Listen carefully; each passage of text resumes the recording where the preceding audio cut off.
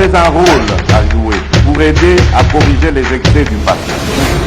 Vous les collègues du grand qui quittez les groupes armés, je vais le dire.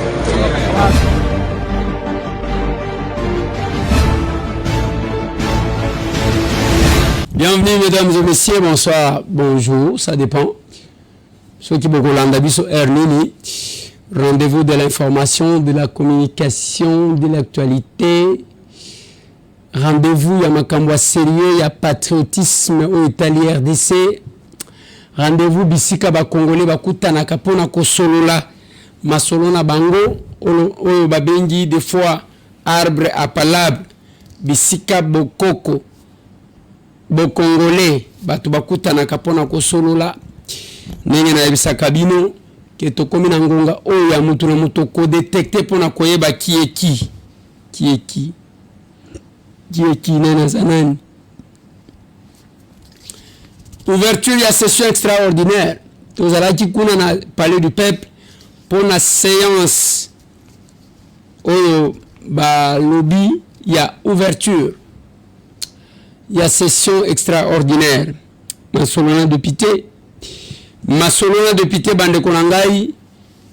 Godin Paul s'attaque à la décision de Peter Kazadi sur la réhabilitation. Il y a Gentiningo Bilambaka. Pendant ces temps, les gouvernements Gentiningo Bilambaka a concepté la victoire et longa. C'est dans ces numéros. Victoire et à Léopard et Sengo Yabatu Nyoso, sauf Bandoki. Et Sengo Yabatu Nyoso, sauf Bandoki. Pour atanga mutunalanda ka machete na obete la bino lisolo ya ndenge nini makambole kakilupi. Na kimpese zalaki ville morte likolo ya insécurité eza masolo tokobeta masolo ya botala mutema mabe ya batu. C'est un Congolais de la diaspora venu de la Belgique.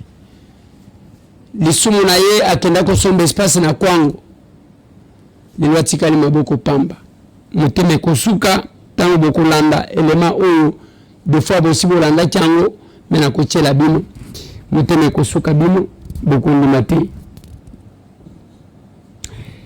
Masolo na député Bande Konangai tokobeta pe masolo ya Nord Kivu oyo 786 jeunes ba décider kokota na armée pour na kobunde l'école na bango.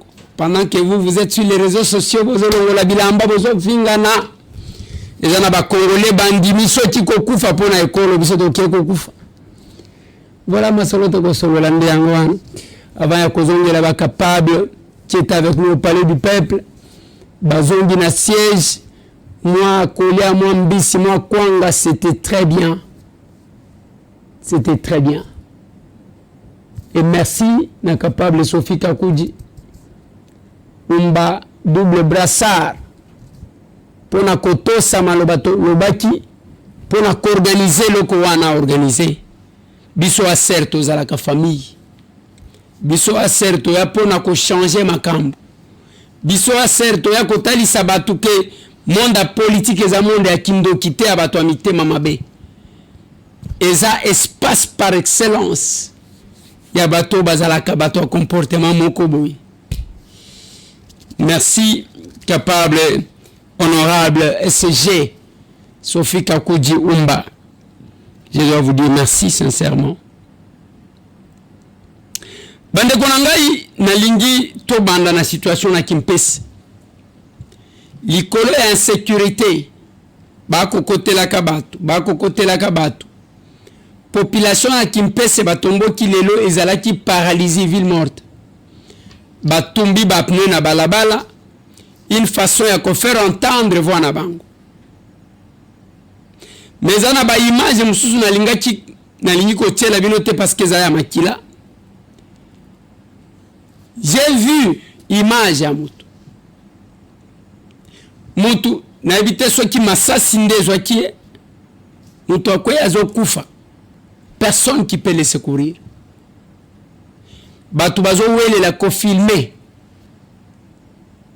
au lieu d'amener mutu akende kobika mieux vaut filmer to tia na réseaux sociaux. Voilà notre utilisation des réseaux sociaux. Ça m'a touché. La revendication à Banekwa Kimpes est à malam. Kolela na bango est à malam. Koyebisa l'État que yonda osa censé koya ko protéger biso est à malam. Mais nazo mi tout na paix. Na Kimpes ango wana ba élu bazate. Parce que la population, ceux qui ont une population, à quoi ils revendiquer il faut que quelque part là, la population s'est sentie abandonnée. Les autres là, tu vas veste. Tous ont une assemblée, il faut que tu aies vision de bunge bubam soupe, babandiko la la kalelo. Ngebu donc, bisonyon so collègue. Bisoto ya kitokoti. Et quand vous regardez la salle, ils ont dit plus de 140 anciens députés. C'est pour la première fois. Bah, tu vas avoir 10%, donc 50. Mais ils ont dit plus de 140 députés. Il y a qu'à l'année, qui m'en a passé. Il y a Sikabakoti, Bazana 300. Mais le Kongana Koloba, le moni ambiance. Retrouvailles à Batu. Tous les gens qui sont membres du gouvernement, mandataires publics, anciens députés, enseignants, syndicalistes. Donc, toutes les couches représentées dans l'Assemblée nationale. Peuple libanda ko yembela biso mbunda. Mutu na mutu amemi batu na eba yembela ye. Bakumisa ye. Mais moi, quand j'ai regardé, j'ai dit ce peuple-là, l'expérience antérieure, Denge bazo yembela bino tangu bozongi wana, soki bosale le côté marche ko salem. Ba yembela kabiso ndenge wana, après un temps, babandi ko yemba, boma député, tika policier. Est-ce que tout le monde vient avec le sentiment de défendre Batunaï? De défendre Bao Batimbi? Est-ce qu'on comprend c'est quoi être député national? Biso lokola toza ba doublement élu, naza élu na province, na provincial, na Ngaliema, ba bengi biso les 5. Donc lundi prochain. Oui, les 5 que la lundi. Oui, je crois. Ndeto kokende en tant que ba député provincial à Kinshasa. Tokepe kuna, tokolata pe ba veste. Mais moi je vois la responsabilité. Voilà pourquoi. Okokutate M. Tambo bazo sopelaye poudre. M.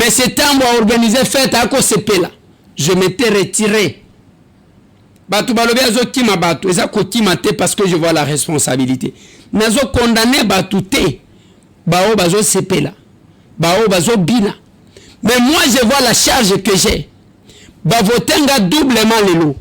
Villageois de mon état. Bakinois. Basalelinga confiance. Bisika batu bazonga kate. Ebele baya balimo. Banangaliema komina d'intellectuel batu ambongo batu nyonso to wana balobi. Meilleur élu na provincial na biso nangaliema ezakaka villageois oyo. Et je vois la grandeur de la responsabilité que je porte.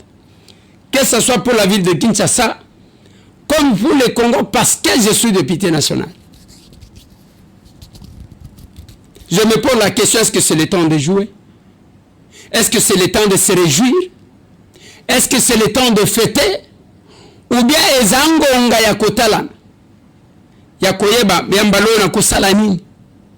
Je ne suis pas plus que tout le monde ba bazongité. Mais j'ai juste trouvé grâce aux yeux de ce peuple-là. Balobité, moi na mkolo lupango wazonga, nazongi. Je vois la grandeur ya Moussala. Grandeur ya Moussala pour nani? On aura un gouvernement. Gouvernement wane cause la gouvernement na biso. Il faut agir pour na contrôler le même gouvernement. Na ba pesanteur politique. Na kosala ndenge nini. C'est tout ça, c'est le tableau qui est devant moi. Quelles sont les lois que je dois proposer? Je vous ai dit, on doit modifier loi sur les entreprises publiques. Entreprise belé kufa nango kala.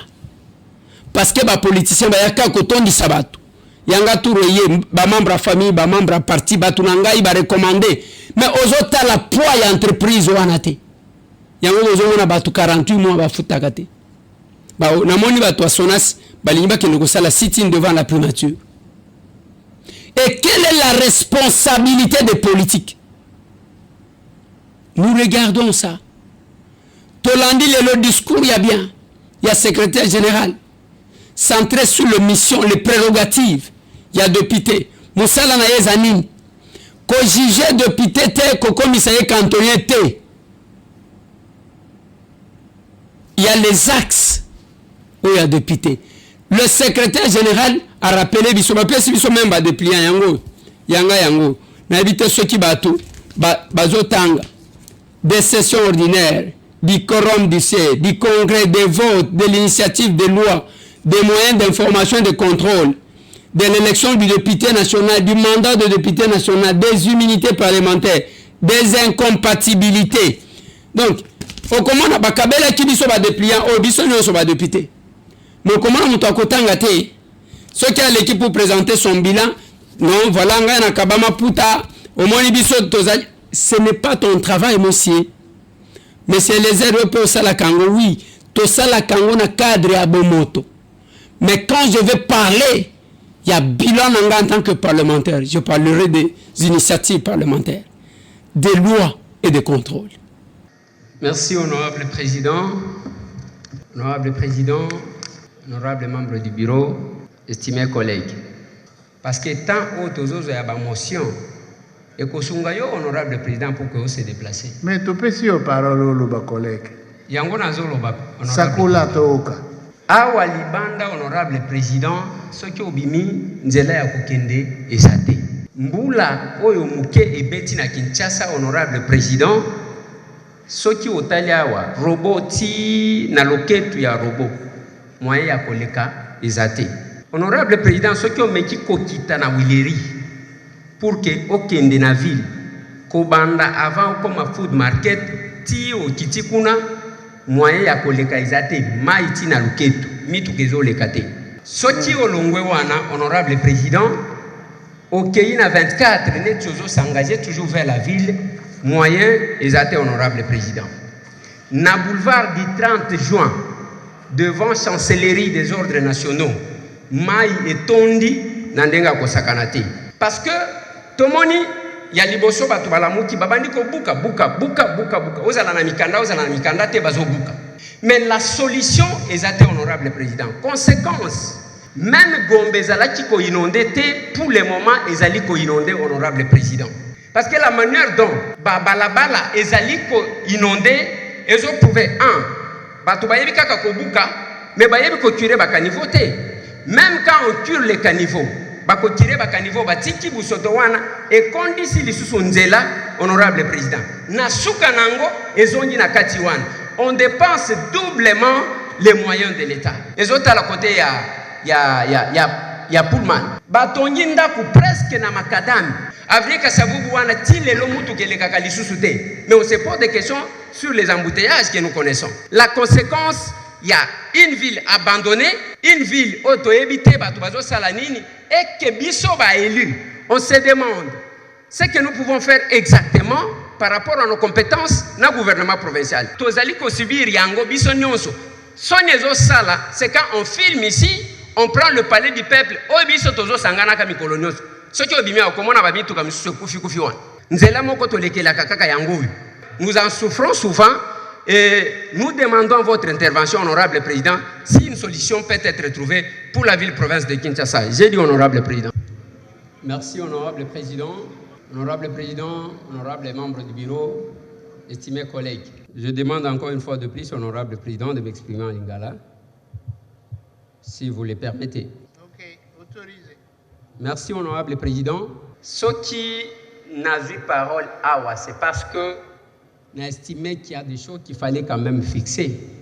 Il y a Liboso. Est-ce que les députés ont le droit d'interpeller le mandataire Toté, Tozana? est-ce que on va interpeller azana droit ya kopesa ba réponse toté azana? Est-ce que tozana problème ya courant na Kinshasa pe na Congo toté tozana problème? Il ne faut pas tobima awa neti tozo jouer na chauve-souris. Bato liboso babimia au chef de l'État lokola uti konome ye ainsi de suite. Bozo kateke bazo kanga batu na la police parce qu'on a falsifié. Ce n'est pas parce que mutu banome ye pas chef de l'État ne balongoli prérogative ya contrôle to ya interpellation. Tozana problème ya insécurité makasi ya wana Kinshasa. Nazo tuna honorable président otune langa monsieur le DG. Na Kinshasa combien ya ba départ unique tozalaka nango? Et puis ba bénéficiaire ya ba départ unique wana eza banani? Kobanda bachachi ye wana ti lelo. Akoti ko yebisa biso combien de compteurs à placer? Nini esalaka na Kinshasa que soki match ezali bakokata courant na population nyonso batikeli batu moko boyi. Nini esalaka yango? Honorable député et chers collègues, na lingina tuna lisusu na monsieur le DG de la SNEL. Nini esalaka ke soki bakati courant de l'estage ezali bazuma mbongo muke bapesi mutu a SNEL courant ezonyi. Nini esalaka? Honorable député et chers collègues, na lingina tuna encore na DG. Bajan ya SNEL basalaka musala nini parce que la plupart des quartiers tozaka na ba petit moko boye baya ko dépanner azobenda vie opesi to kobedela yo ligne boye e uti boye ye boye. Bajan ya SNEL ezalaka basalaka musala nini? Na ba partenaire ya SNEL ba congolais depuis que ye azawana acha futi batu boni tanto ototika ye alikamunini atokoboma mutute tokolongola pe mutute. La conclusion viendra de notre collègue Boukas. Je vais vous démontrer quelques éléments. Ces documents, 60%, soit 26 millions, seront payés directement au compte recette SNEL. Toye Awa, les 26 millions payés, qu'on a confirmé, il y a Liboso Alobi seront payés Bakofuta. Nasewana a confirmé que Basi Bapesa Kibango. Si vous avez Bakofuta, to Basi Bafuta. Merci, honorable président. Honorable président, permettez-moi de parler en lingala parce que je suis à l'aise en lingala, honorable président. Honorable président, honorable membre du bureau, estimés collègues. Boyebi, il y a peu, le président de l'Assemblée, Alobana Bisso Awa, chers collègues, quittez les groupes armés. Tout le monde a dit que blague, ma collègue Nabiso Misusu Baya comme menacé président Awa. Les lots commis, wapi. Est-ce que Bozomo n'a que l'insistance Oyo elingi kosalema ya ketolobaka eza vraiment une décision ya côté kakabande bisika bande komisusu bazali ko dépendre. Combien basi bazu motion d'information ya kolobela biso oyo balingi balobela kaka awa pour que tobimisaka ba makambo. Honorable député, chers collègues, vous allez constater que insistance ya ko dévoiler pour que tozwaka makambo nyonso totiaka sur les réseaux sociaux, il y a un objectif d'affaiblissement de notre armée. Depuis un certain temps, ngai na mitunaka, banani babomaka na est. Est-ce que zabangelo bakitaka babomi bazongi lola? Bao babomaka na est, bazali kaka awa bisika tozali awa. Et comme vous savez, chers collègues, depuis des années, ezana batu baboma na sima koboma baye kozwa ba fonction na Kinshasa. Et nous devons nous lever comme un seul homme. Aujourd'hui, chers collègues, Kolobake, tout débattre de la question sécuritaire, parce que Excellence venait de parler. Quelle est l'information que vous voulez ajouter au Bokoti Kolobate pendant que nous sommes avec vous? Il y a eu plusieurs choses qui vous ont été demandées. Il y a que celui qui a les informations sur la question de l'Est Ayakopesa, Mutoya Kopesa Yangote. Par contre, tout le monde va venir Kokanga, Moko Nabino, Kalami Teba Kokanga, Beba Misusoa. Honorable député, chers collègues, ça m'étonne quand ici, bon, quelqu'un a dit qu'il y avait l'opposition. Non, il n'y a pas d'opposition, il n'y a plus d'opposition dans cette salle. Pour preuve, Moutou Banomaki n'est pas chef de l'État par ordonnance présidentielle, a été plus défendu par cette fameuse opposition que par nous-mêmes, de la majorité, chers collègues. Voilà pourquoi, chers collègues, quand il s'agit de la question du peuple, on parle moins. Quand il s'agit des questions, oh, bah, tu vas tirer, bah, intérêt, ils insistent. Je propose et je soutiens la motion. Honorable président, honorable membre du bureau, estimés collègues. Honorable président, honorable membre du bureau, estimés collègues. Je vais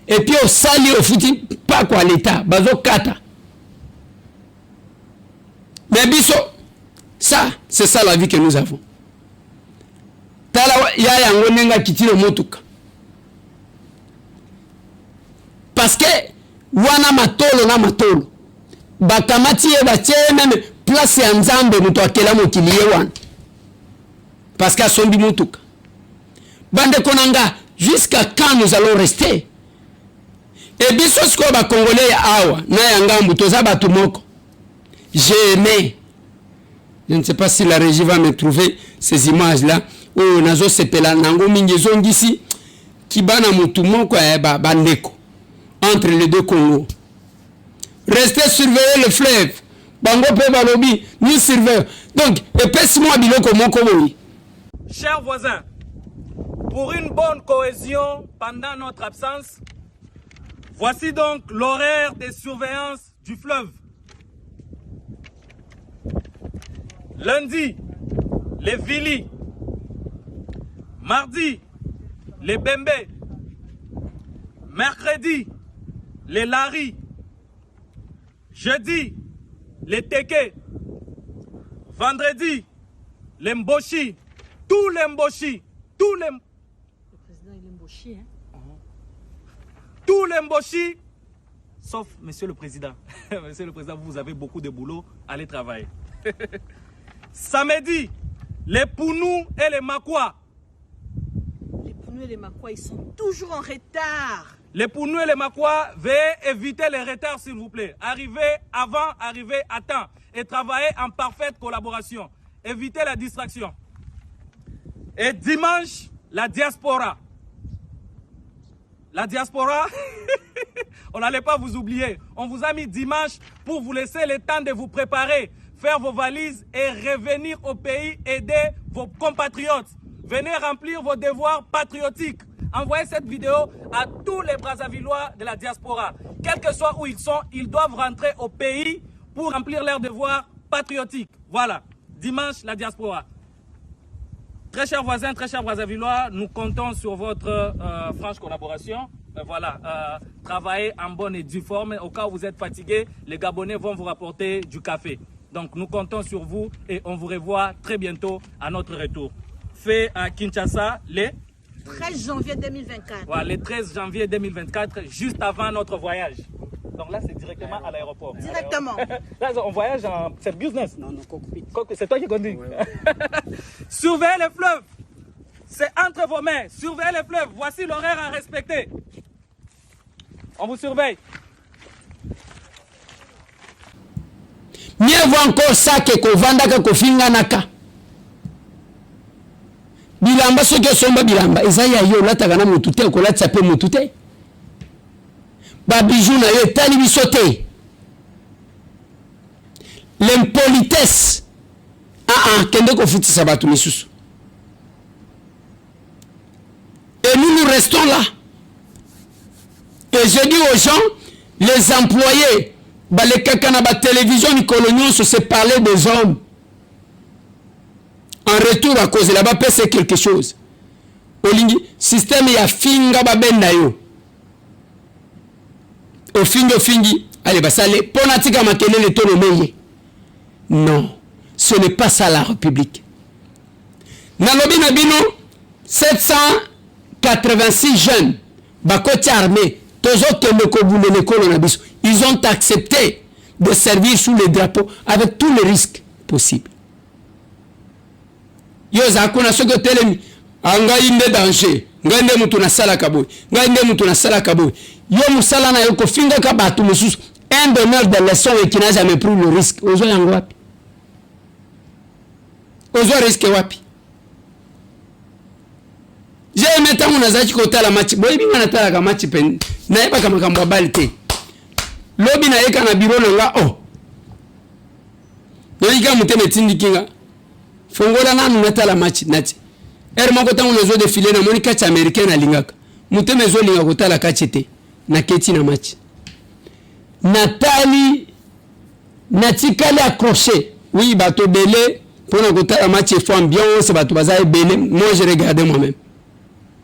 Ngana tala kinga moko.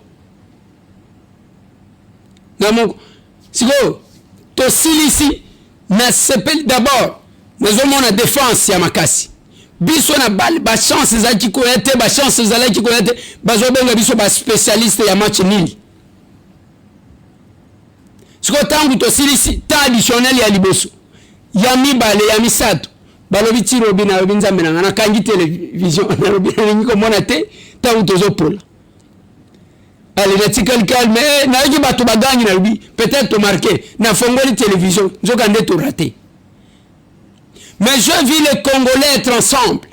Et quand j'ai vu les images du premier d'entre nous, le président de la République, Félix Antoine Tshisekedi Tshilombo, Abosanaka, Kazaka chef de l'État Tangoazo Talabal, Nenga sauté.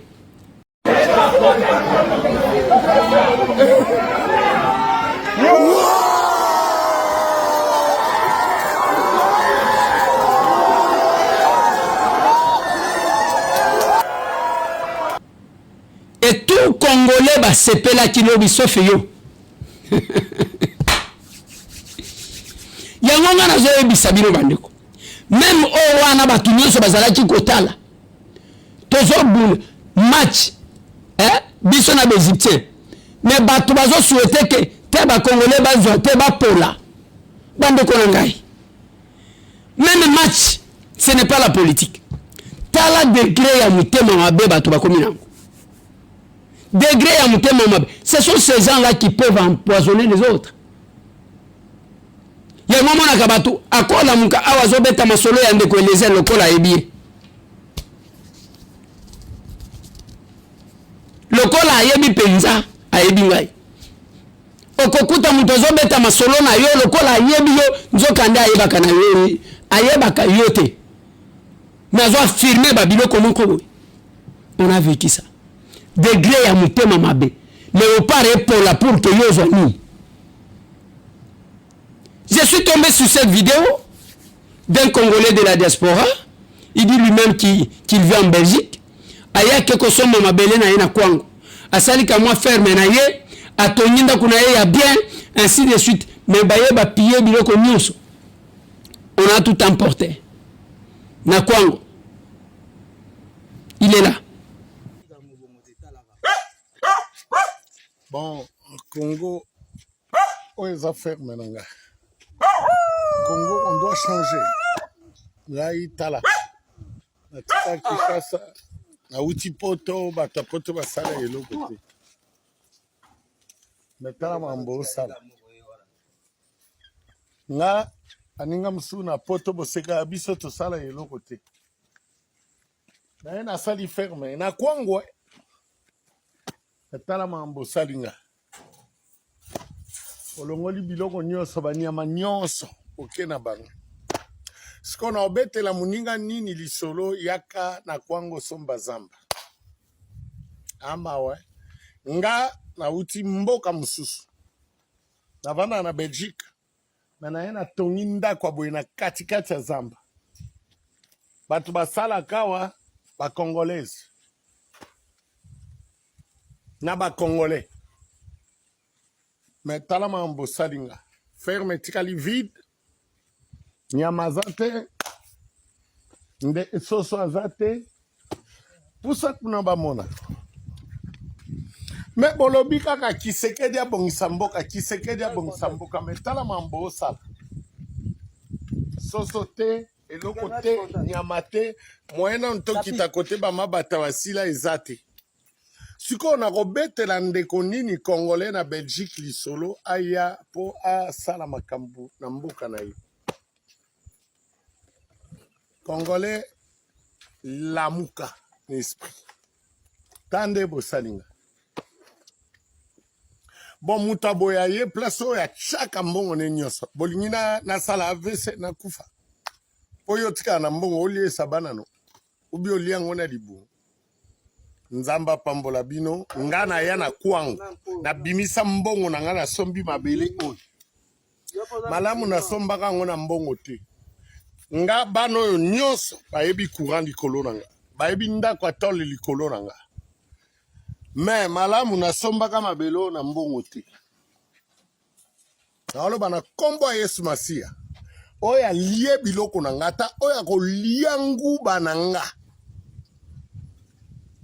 soko Yesu alandi yo te bomengo na yo nyonso etikala epa na nga ngale ona olela ferme etikali vide nyama za te taba za te meme aza te me congolais na otyango na Facebook oya lie eloko na nga to azwaki nguba na nga okokota na sa mabele okotika l'esclave na nga. Que Dieu vous bénisse.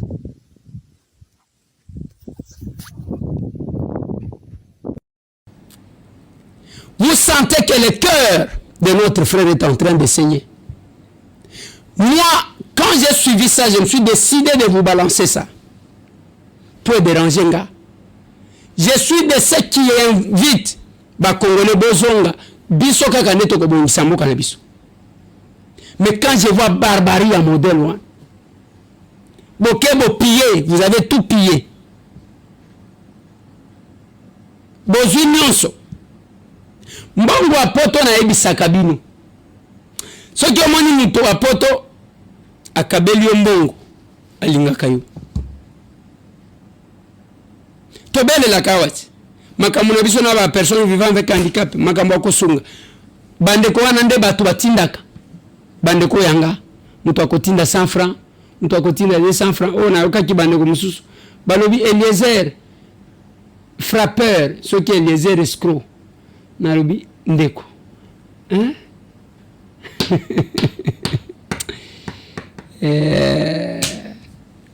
Mutema mabe futaka te. Parce que même dans vos oloba, conscience na yo na mutema na yo, et que ce monsieur là c'est monsieur honnête, c'est un villageois honnête, oye bien. Mon lobi quand même pour na osepelisa monongo na yo. Nous sommes encore sur la terre des hommes. Tozaka na mokili. Chacun payera nengo zomona mwana mobali wana mutema zo sukaye. Mutu nyonso akofuta. Mbongo a poto neti na mikolo malili moko akosakana te na poto. Balamukaka tongo na sa malili balati bilamba soki 14 soki 20 akeko luka mbongo na ye alobi aya ko investir pa na bango apesa batu mibale misatu kama musala boyebo piye nyonso.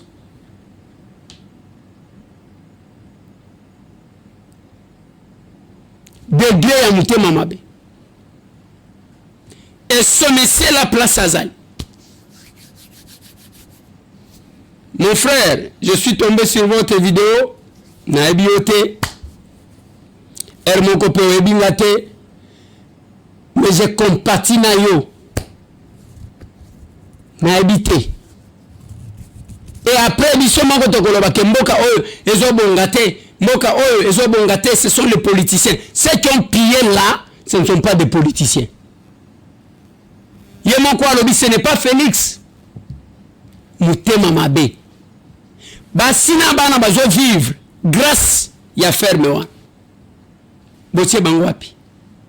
Et les autres qui vont suivre ça, vont-ils venir ou vont-ils rester? Et ça compliqué.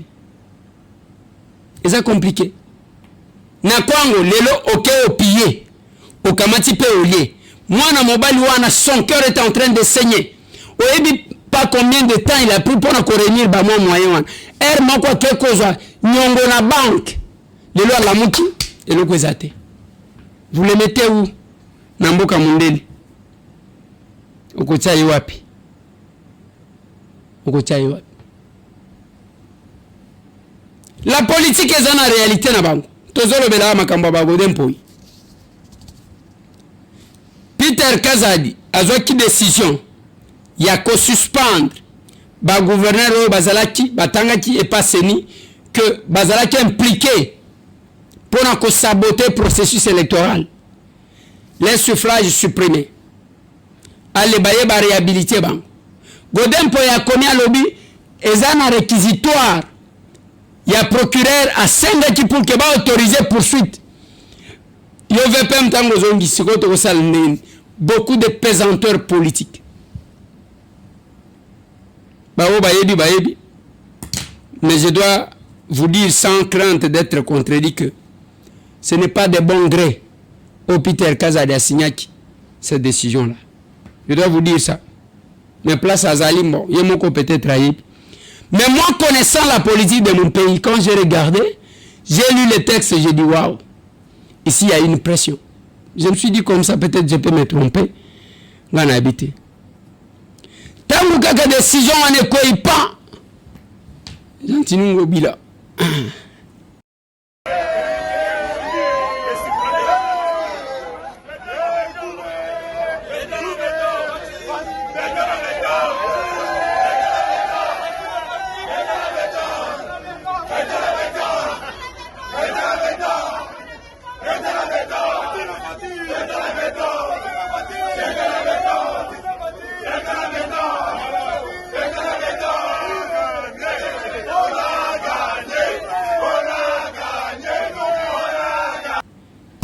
Moi et Sengo, c'est normal. Mais ce que je crains, c'est la politique et la polémique. Ce n'est pas ce que le peuple a besoin. J'entends côté na yazo bina, azolo ba yenda longi, godempo côté na yazo bina, azolo ba. Donc, oyo azo bina papa na lingo tselanga yo tselinga oyo, oche oyo côté na ye oyo akachoche oyo. J'ai besoin de ça.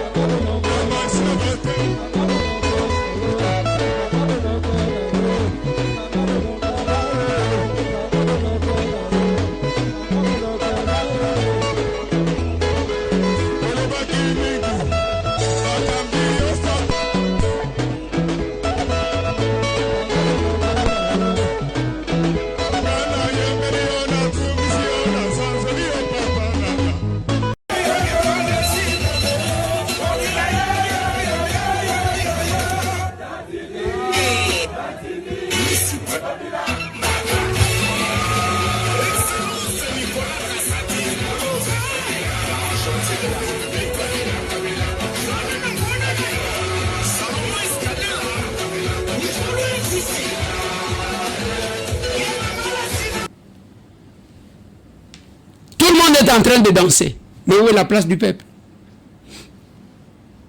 Où est la place de ce peuple-là? Et comme M. Tambo vous dit, je n'ai pas tort, Yakoloba, il faut tout créer action commune pour la République. Et Dieu nous a aidés. Dans une année, 6 députés nationaux, 7 députés provinciaux, autant de conseillers municipaux. Nous sommes dans les bons. Toibi monga batute. Boyoki biso na makambo ba machine te. Lokoso ezate. Voilà pourquoi même temps to kotina hémicycle, to kotina be sharp. Il y a action commune pour la République. Parce que nous assumons notre choix et notre détermination. Et Batoubakam. Et bien, vous pouvez gagner la vie sans tricher. Au côté qu'on gagne vie sans koiba. Je vis une dame, bien. Bazolo bisena swahili wana. Bakanje ceux qui a eu téléphone, ceux qui a eu bakaba. Bambongo na l'église, ceux qui zani, ye wana komi kolele lokola. Bazo filmer ye. Cette dame, ceux qui a zana ban, ceux qui a zana famille, batala boy, dame wizi.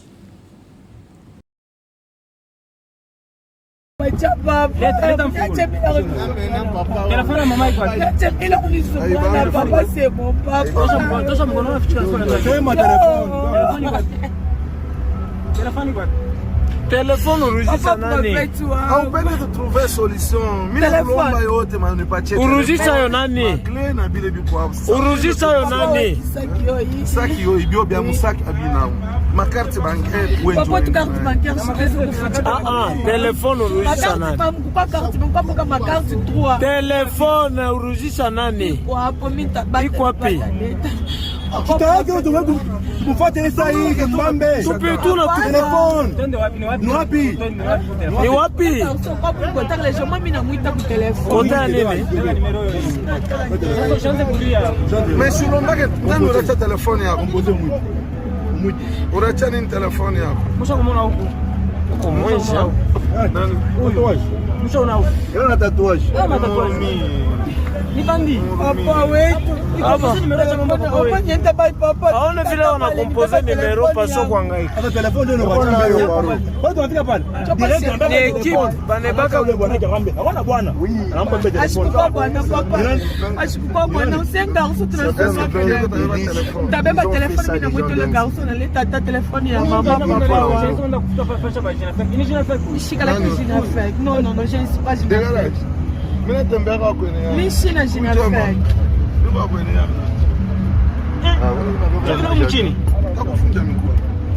Papa sina jina à faire.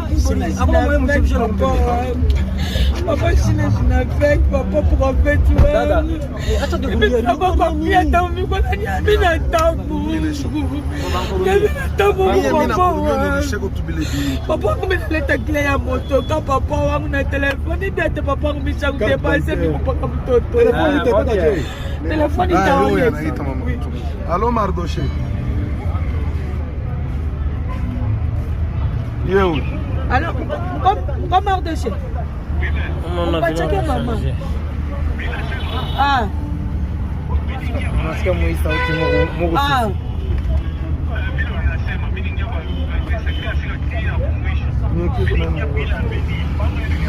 Hapana, unaona urudia huku, unaona kama unapita eglise side.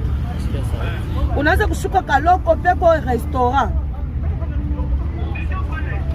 Peko restaurant ingie ka balabala ka Kaloko.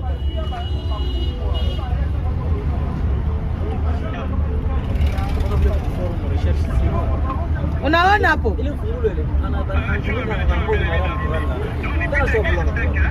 Wanza kurudia saa huku chini unaenda pita eglise seko peko ka pharmacie peko na restaurant. Ka restaurant unaingia kale ka balabala ka clock ka pembeni unaenda tina clock. Unasikia shift ya sauti vile iko entre muntu kona ria na vile experience. Tumeonyesha sasa pasha mama yake ya siku. Mais il faut moyen à lui. Mama takufa.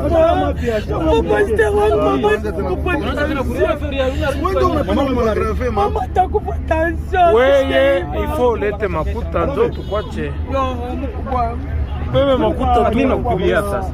Sababu wewe ndio problème papa wangu papa ndio kutuma kwa hivyo tena mu église. C'est mon papa sitani tu papa. Oui c'est mon papa. Wewe sasa Cesar shika. Hapana ta vile ni papa sitani tu papa. Sitatoka kama na choma ndio mchonganisha kurudisha mabile vyote. Hapana, c'est mon papa. C'est mon papa. Kinasa ni msema Mama tenye. C'est mon papa mumisa. Ne pas vile.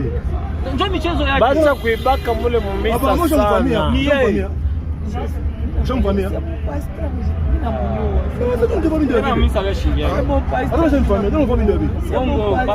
Pode tu mamisa yote aunde paka mule. Donc yeye kaja kene baka ni mumamisa donc yeye leo mamisa minene. Yeye ni huku leo. Bantu wako concentrate. Sasa huyu na festa ndio mala kwanza. Ndio mala kwanza. Baba baba ndio mbaya. Mimi namuuliza sasa makuta mingi. Mimi namuuliza bien.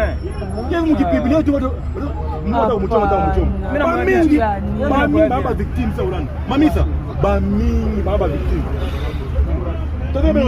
Mie wewe wacha madali tunapata huko mbalamba unakuja kama eglise unaiba et puis tena una kile kinipatisha mimi unaiba mwenzako mwanamke no baba pia TikTok wewe zobrataka kusema TikTok tashikia na mtumia zobratani ni image yako bado mfutuma image yako kwa sababu zobrataka ikata hata bundumba wewe vile bundumba unafanya tusibe tena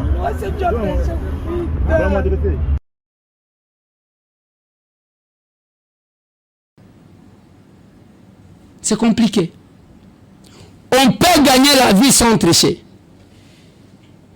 Moi-même, Naza témoin. Lélo, on m'appelle Dopité. Je suis Dopité. Je suis honorable. Un villageois. Aoutaki Koyana Kishasa. Deuxième mandat. Pas seulement Ouana Balobito Kobakisela, Yopena provincial. On peut gagner la vie sans tricher. Sans faire le mogui. On peut gagner. J'ai toujours dit ça. C'est ce que je dis à tous les capables chaque fois que nous nous rencontrons. Même les lotants aussi citoyens na siège. Tozolia ka moi eloko ya muke tozolia ainsi de suite. Batuna batu bazaka na ndenge na bango. Je parle à quelqu'un, j'ai dit la première fois qu'il a assisté américain bazo tala football, ce qu'ils appellent football. Mais moi que batu baza pe na bakutim na bango. Bazo ya mapapu ya soso. Bazo ya mapapu ya soso bazo tala bazo crier. Batu bazaka na bango kutim. Yango na lobaki Sainte-Seine balia kango pona kotonda te. Eza ka pona communion. On a été là. Ba raté za ba capable Marie-Jeanne bande kwa Benelux, vous avez raté. Bande kwa France. Bino bolia ki kuna motinde la ki sote. Ya biso pe bo raté to copier bino. Bande kwa Canada capable d'être représenté ki bino. Bande kwa Afrique du Sud. Bande kwa Angleterre. Bande kwa États-Unis. Bande ko nyonso badeka abenyinga ina Lubumbashi waneza ndenge ni biso tozotala kaka boy. Donc ba bazana na 26 provinces. Ba Bovik, ba Jackson ba bazana Goma.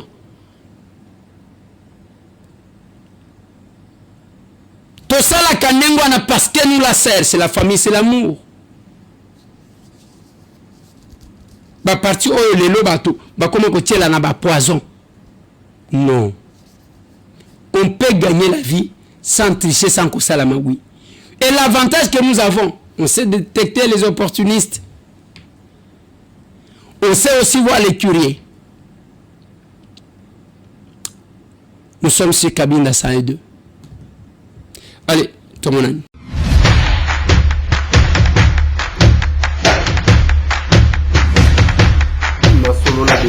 Honorables députés et sénateurs, vous avez un rôle à jouer pour aider à corriger les excès du passé. Vous les collègues des grands qui quittaient les groupes armés, je vais le dire,